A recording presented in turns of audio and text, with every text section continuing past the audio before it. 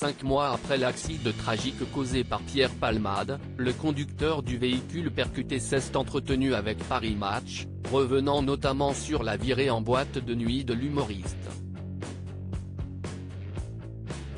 Des images qui l'ont énormément choqué.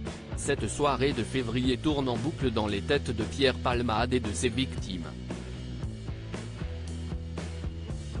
Alors qu'il avait consommé des stupéfiants, l'humoriste avait violemment percuté un autre véhicule et provoqué des dégâts irréparables. À la suite de l'accident, une jeune femme enceinte avait perdu son bébé. 5 mois après les faits, la jeune femme a d'ailleurs beaucoup de mal à se reconstruire, comme l'a expliqué Yüksel Yakut, le conducteur de la voiture percutée, à Paris Match. Elle ne va pas bien du tout. Elle ne veut rien montrer, mais j'ai bien remarqué son regard. Quand elle voit des enfants, son visage se crispe, elle devient triste.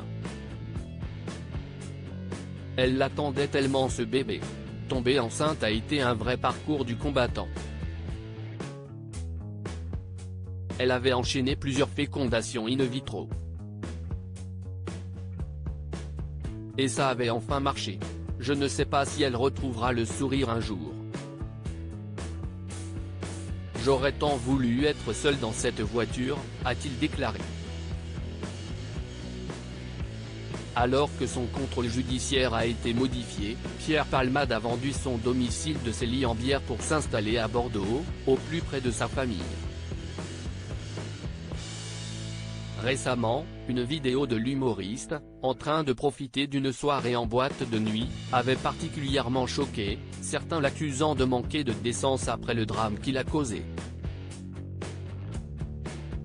Dans la foulée, le comédien de 55 ans avait demandé à être hospitalisé à nouveau, pour venir à bout de ses démons, au service addictologie.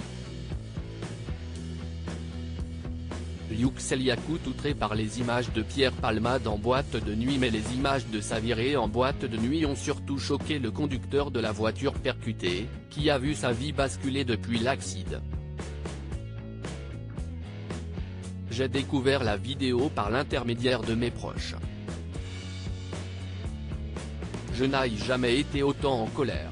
J'ai tout de suite pensé à mon fils, à Mila, à son bébé. J'ai passé la nuit à fumer cigarette sur cigarette. Je n'arrivais pas à me calmer. Comment peut-il faire ça, faire abstraction de l'accident et trouver la force d'aller danser et s'amuser, a déclaré dans les colonnes de Paris Match celui qui juge ce comportement irrespectueux, malpoli, inconscient.